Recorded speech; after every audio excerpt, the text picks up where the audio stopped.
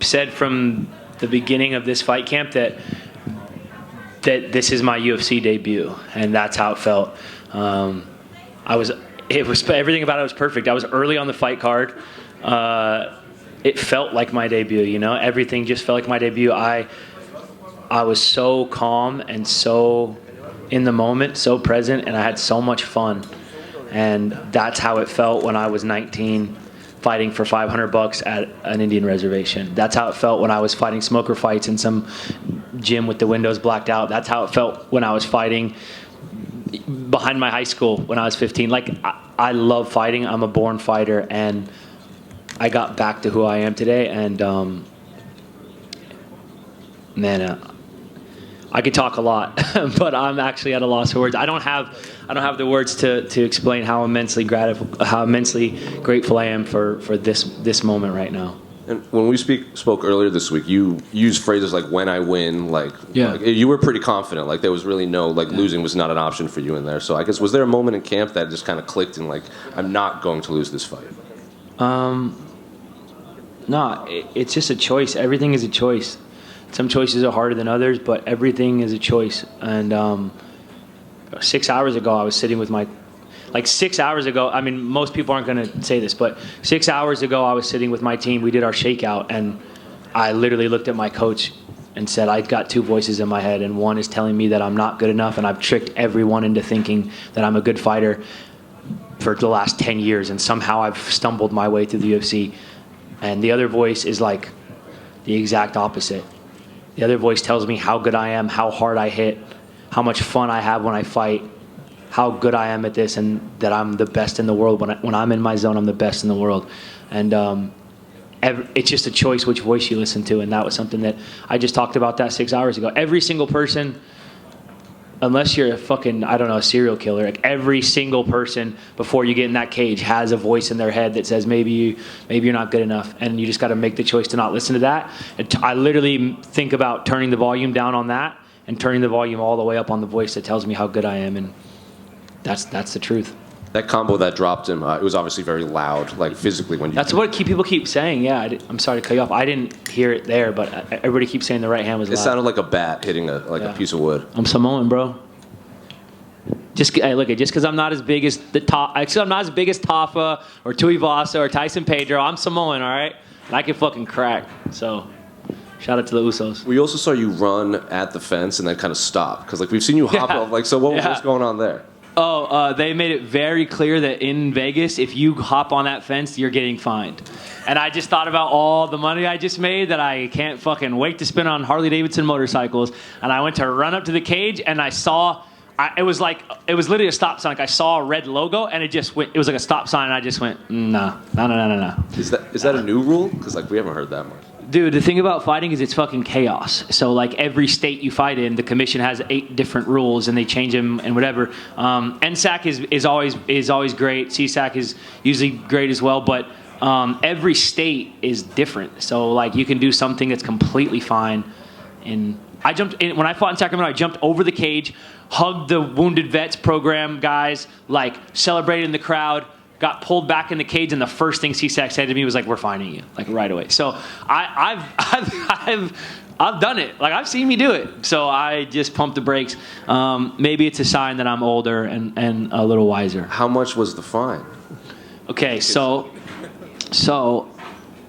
all these guys got their panties in a bunch, and when I got back to my locker room, the head of the athletic commission came in and said, listen, he's a great guy. Andy Foster, I believe.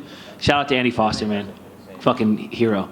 Andy Foster said, listen, kid, I'm not going to take your money, but don't do that shit again. And I said, yes, sir. Thank you, sir. Appreciate you.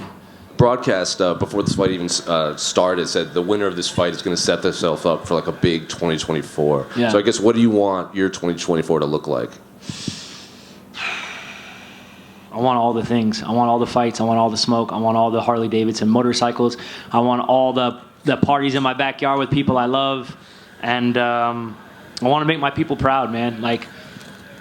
The older I get, and I'm not old, dude. I'm fucking 33. I've already had 10 years in this sport. September was my 10-year anniversary in the UFC. The older I get, the more I realize, I only really give a shit about like 5 or 6 things, and I really, really care about those things, and everything else I just don't give a shit about. So as long as I get to win fights and take care of my people, I'm good, man. 2024 is going to be a good year. More wins, more gratitude. The plunge is bananas, by the way. It's good. It's so good. Yeah, sorry guys, we're gonna take at least a couple minutes here. The plunge is fucking good. James Tinian is the only reason I care about horror comics. I'm sorry, no, it's Joe Hill. It's Joe Hill. Nice House on the Lake. You got to read Nice House on the Lake by Tinian. The plunge is good. I actually think Basket Full of Heads is better. Like, and the thing that's so impressive, if Joe Hill ever hears this, he's Stephen King's son. And instead of being Joe King, he writes as Joe Hill, and then just fucking crushes it. And all he has to do is go, yeah, I'm Stephen King's son, and then he's just set. But he doesn't do that. And I mean, I don't really have a dad, but you got to respect a guy who's got a dad like that, and doesn't lean on it.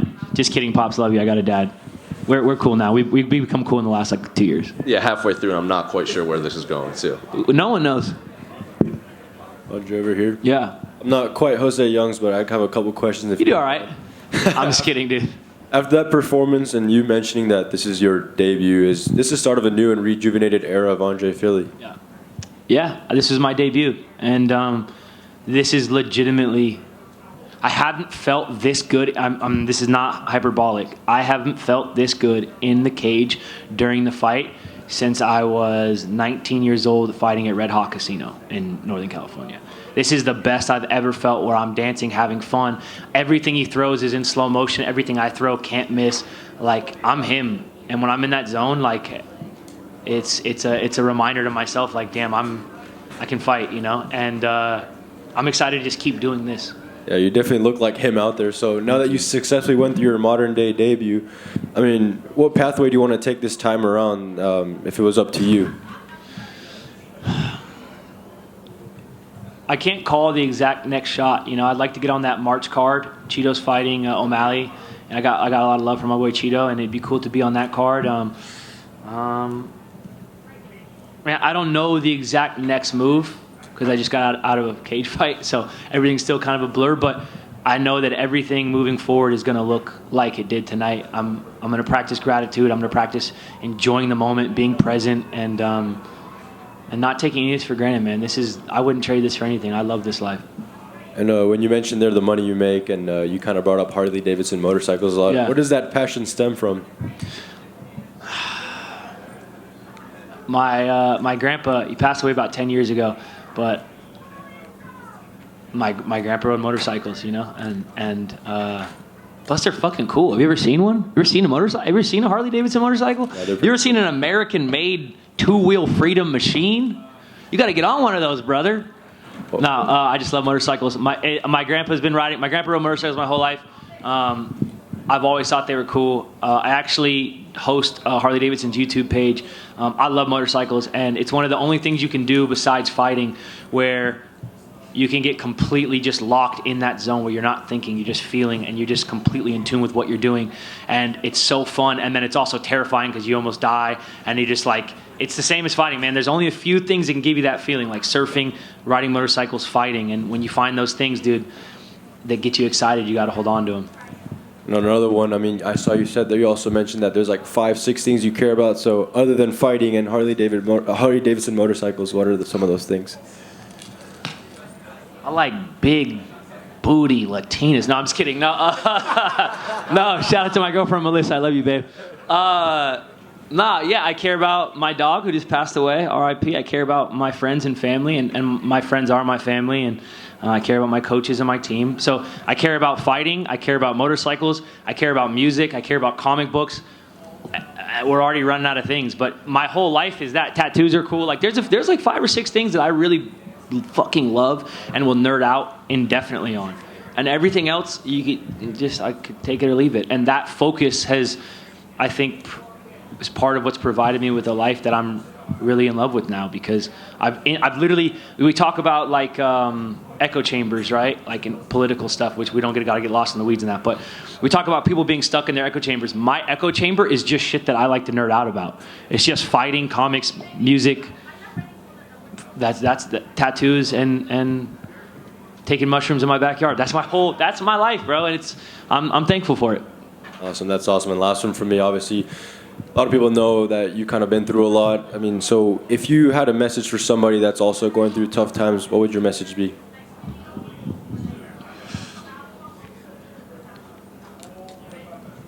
I don't know. It's such a everyone's tough times look so different, you know. I don't know. There's people going through stuff that's way worse than what I've had a tough couple months. There's people who are going through even worse. I would say find your tribe, find people that you can trust and who you can be trustworthy to, and find the people who care about you. Find a thing that you're passionate about and dive into it. I don't have a lot of like good self-help stuff. I can just tell you what worked for me. Like I was a really angry kid and I got in a lot of trouble and I experienced a lot of tough stuff, and doubling down on what I loved is what saved my life. So it doesn't have to be fighting. For me, it was fighting. But if there's a kid out there who's going through some tough stuff, it doesn't have to be your parents, it doesn't have to be your teachers. Find someone that you trust who gives a shit about you, and find a trade that you love to do and pour your heart into it. Awesome. Thank you and congratulations. Thank you. Andre, congrats on the win. Yes, sir. You mentioned having fun earlier, and you definitely looked like you were doing that. Even to your walkout song. Yeah. That really felt like you. Yeah, that's Zach Bryan. That's the homie, man. That's the shout out Zach Bryan. And so why'd you choose that one specifically? So that's a song by Zach Bryan, who is, inspiring dude. He's gone from being just a guy in the Navy to being the number one. I mean, he had a Spotify. His single was the number one song on Spotify. He's the number one country artist in the world. He's blown up over the past couple of years, and I've been fortunate enough to hang out with him and hang out with this crew of guys. Shout out to Jay, Cisco, and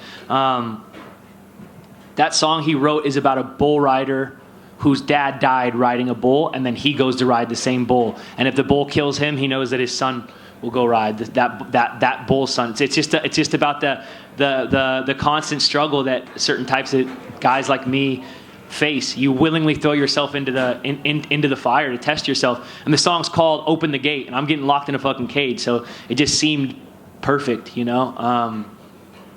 There's just lines in there that resonate, and it's a fucking great song. So everybody should go listen to Zach Bryan if you aren't already. That's what's up, man. And you made it a point also to shout out Joe Rogan, an icon in the game. Everybody knows who that is. Why was that about, the 10-year history and all that? Yeah, I just, there's things that I'm not necessarily proud of. Like I'm proud of being in the game for 10 years. I'm proud of being a UFC vet. I don't think there's a lot of guys who are 10-plus year veterans that are in their early 30s. Like I'm proud of my longevity. It's not easy to do, but I still have things that I'm a little ashamed about, honestly, that they drive me. I've talked to Joe Rogan. That's the second time in 10 years. I should have talked to him 20 times. And so it was just a statement to myself that, like, when I'm on a big pay-per-view and the lights are on, I can perform. The last time I talked to him, I was 23 years old. It was my first fight in the UFC. Now I'm 33 years old. It's my 22nd fight in the UFC. Like, I'm still here. I'm getting better. And when the lights are on, I perform. And it was a reminder to myself and to everybody else. Right on, man. Well, congrats on that 10 years, the 22 fights. Thank you for your honesty and transparency. Thank you. You mentioned Zach Bryan, but did you see Zach Brown out there cage side for your fight? I didn't. I'm sure he's cool, but Zach Bryan, forever.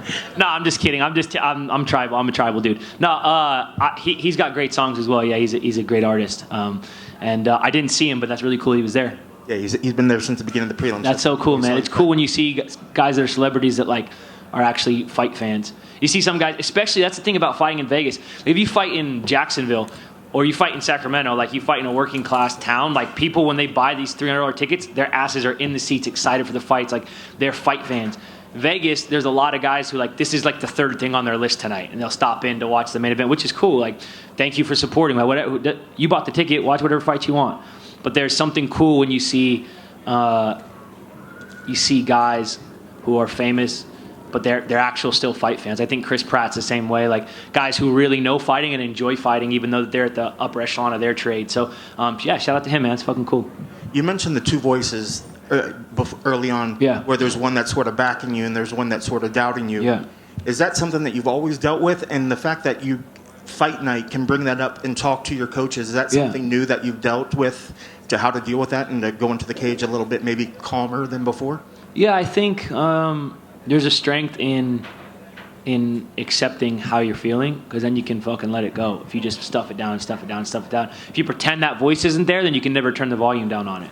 When you hear it and you can listen to it and go, actually, none of that shit makes sense, and you can turn the volume down. Like, there's a voice in your head that goes, yeah, you maybe don't hit that hard. It's like, obviously I hit hard. I just fucking put a man unconscious.